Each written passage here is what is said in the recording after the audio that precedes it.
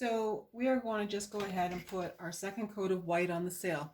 Now, one of the things to think about, we want to have a slightly darker side. Now, when we talked about perspective in class number 1, we know that if we create a dark side or a shadow side to a two-dimensional object, it does make it start to look a little more three-dimensional. So what I have done with this particular painting is start with the white, pure white on this side of my sail, and then just touch into a little bit of my light purple, and as I got to the back side of the sail, it became a little bit more of a darker tone. So I'll show you that. So we get our brush damp, we go into the plain white, and we just start on the right side, or the bright side of our sail. This is where you can do little adjustments if you need to sharpen up an edge, or if you need to grab your smaller brush at all to make just some of your smaller detail with respect to your point on your sail, you can do that.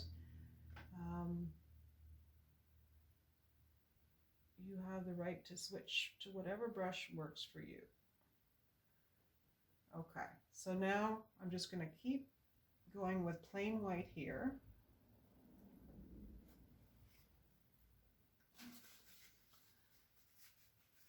That's an example of a little bit of a whoop. So the magic eraser is just a little tiny bit of water on my paper towel, and instant fix.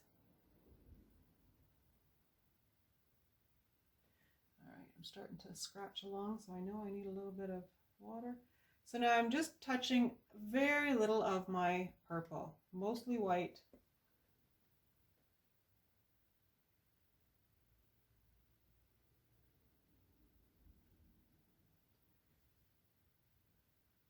As I go further back, I might even go into some of this dark purple, although it does appear to have gotten... Oh, there's that black again. Lesson learned, when I set up my palette in future classes, keep the black well away from the blue. Okay, so I want a little tiny bit of a darker shade here, and I need to make more because my paint has dried up. Excuse me. So I keep cleaning my brush because I want mostly white on here, and I just want to touch into this dark. That's better.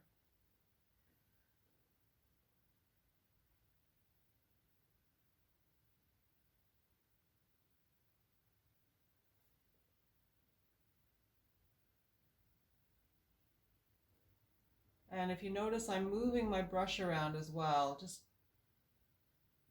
right now I'm on the edge of it. So sometimes I'm using it flat against the canvas, and sometimes I'm using the edge.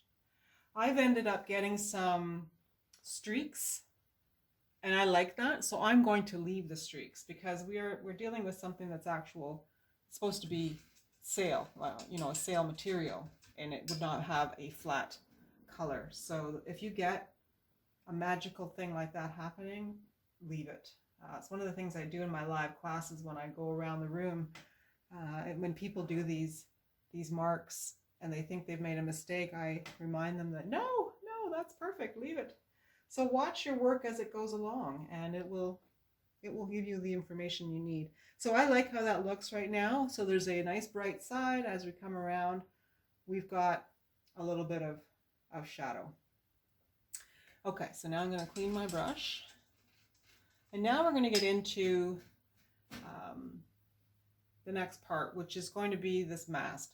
So we've got a black mast that goes all the way down. So a trick that I told you from the lighthouse was often it actually is easier to turn your canvas around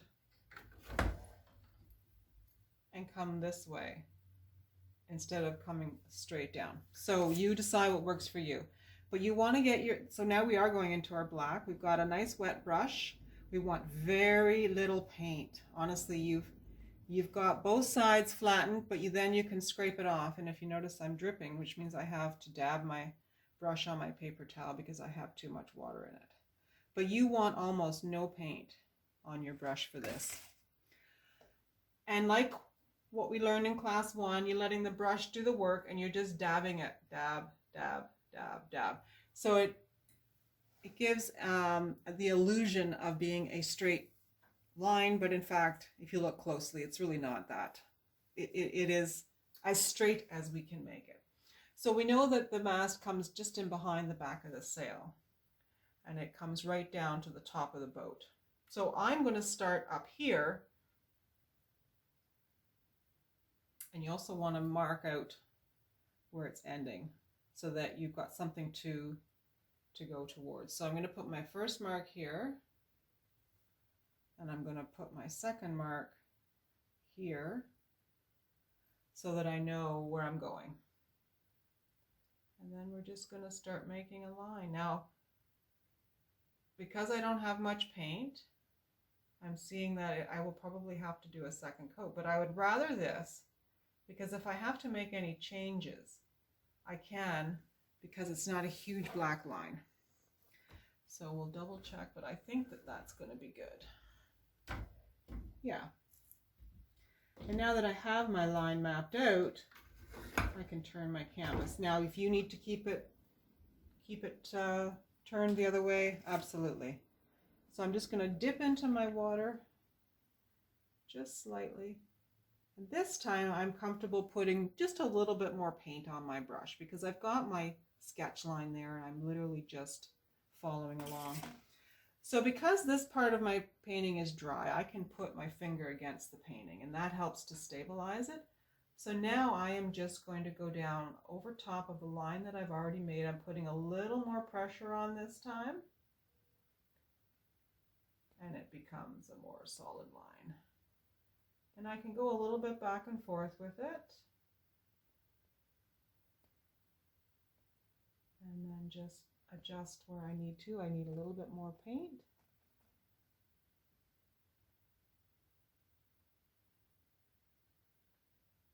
And now, if you feel like you could just draw a line down your canvas, absolutely, go for it. But I just find that this is a little bit easier for most people. And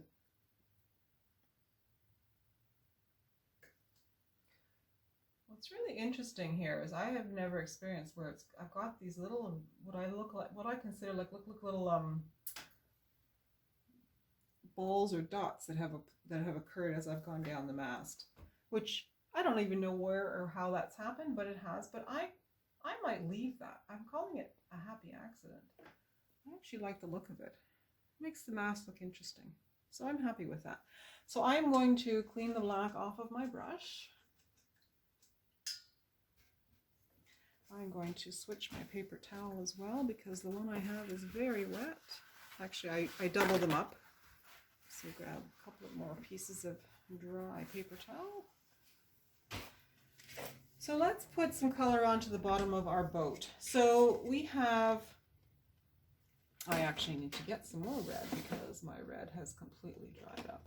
Actually, no, I'm going to mix some red just to show you how to do that. So I've got my phthalo blue, which I'm going to grab a little bit of. I can even put it into my purple. And then I'm going to grab some of my orangey red.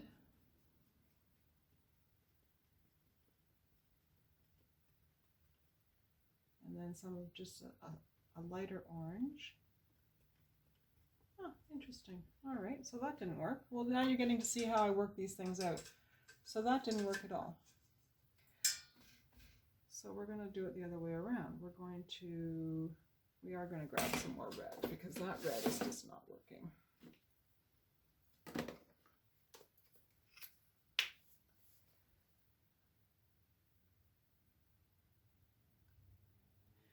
So I have put some red on my palette. And this is a nice bright red. And see how I'm using the edge of my plastic plate? There's so many things you can do here to create more space for yourself. Now red is a bit of a fussy color too because it's more transparent. I've added a little bit of orange. I'm going to add a little bit of yellow. You don't want to add white because we know what happens when we add white to pink or to red, we get pink. We don't want pink. So I'm going to start at the back of my boat. Now, depending on how big your boat, bottom of your boat is, if you don't have a big area on the bottom, I would switch to your small flat. But I have a lot of space, so I actually can just have a one stroke effect here. So I'm going to set the brush down on the canvas and I'm going to just go across. And then I'm going to lift the brush off the canvas, because we know that it's the back end of this that's darker than the front. I have my brush now perpendicular to the canvas, just to create a little bit more detail on the bottom here. My brush is still wet. I'm going to go into my orange. I have a light orange here, and this middle bit is kind of orange. Then I'm just going to go into straight yellow, knowing that the front of the boat curls up a bit. Because these colors are wet still, they're going to merge, which I want it to do. I've just wiped my brush onto my paper towel without going in my water, and I'm just going to go back with my dark red and pull it through and let go. So that is a really easy way to create some depth in the base of your boat. Start with your dark, bring it through about halfway, go into some orange, start about halfway, come in to the front, grab just plain yellow, start at the front, come back in, and then wipe everything off your brush, come back in with some dark red and just pull it through, lift up your brush and leave it. That will be step one of that. We're going to let that dry, and then we'll come back and we'll put on a second coat.